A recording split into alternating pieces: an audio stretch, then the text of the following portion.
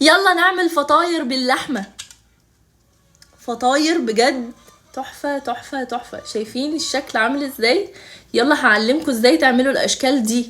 يلا تعالوا نشوفوا الطريقة مع بعض. بس يا ريت قبل ما نبدأ الفيديو يا ريت نحط لايك للفيديو، ولو اول مرة تشوفيني ما تنسيش تعملي فولو للبيج.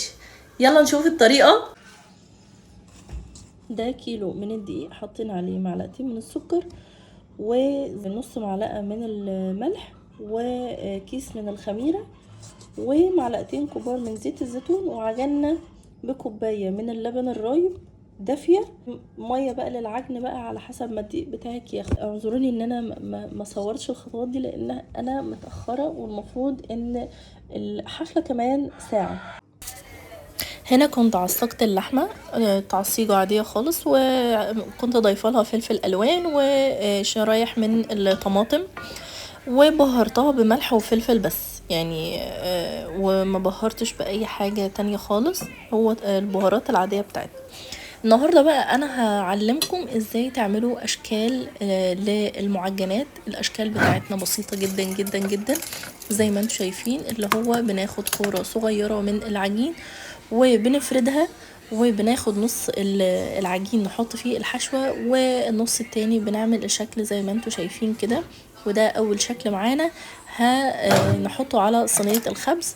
وتعالوا نشوف الشكل التاني، ده شكل البريوش. سهلة وبسيطة جدا جدا، اللي هو بنفرد العجينة على شكل بيضاوي وبنعملها بنقفلها من فوق ومن تحت وبس كده. ده هنعمل شكل الباتيه العادي او الكايزر العادي، اللي هو احنا بنلفها، بنحط الحشوة وبنلفها عادي وبنقفلها كويس. تعالوا نعمل شكل الفطاير برضو المتعارف عليها في دول الخليج او في دول المغرب العربي، اللي هو على شكل مثلث كده.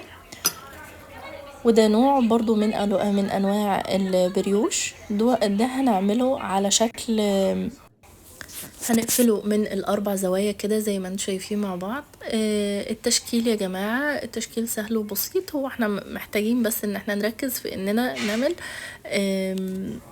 المعجنات صح بس. وهنلفها برضو يعني الاشكال بسيطة جدا واي حد يعرف يعملها وسهلة قوي وشكلها بيطلع تحفة في الاخر. ده انا فتحتهم كده اللي على شكل كايزر او باتيه، وشكلهم في الاخر حلو جدا جدا. ادي المعجنات بتاعتنا. انا فتحت اللي مقفولين دول زي المفتوحين دول، هفتحهم بالسكينة كده على شكل برضو البريوش الطويل. الحاجات دي يا جماعة سهلة وبسيطة وما بتكلفش. يعني انا عملت نص او اقل من نص كمية الدقيق. يعني انا عجنت كيلو دقيق، ممكن انا عملت تلت الكيلو او اقل من نص الكيلو بحاجات يعني انا بعد ما جيت عملت نفس الصينية دي، عملتها بيتزا لارج كبيرة جدا جدا.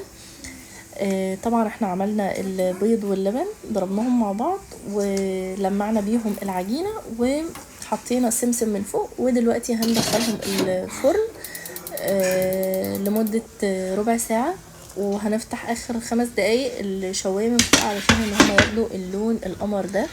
خش لك كلوز بقى يا ابني على القمر والحلاوه والطعامه اللي احنا عاملينها دي.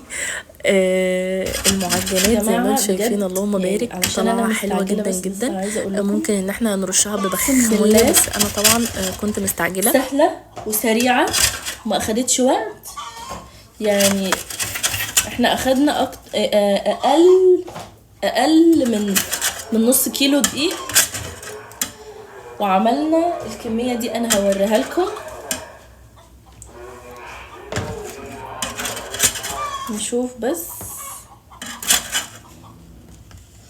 يعني انا لو حطيتها على الصينيتين كتير قوي.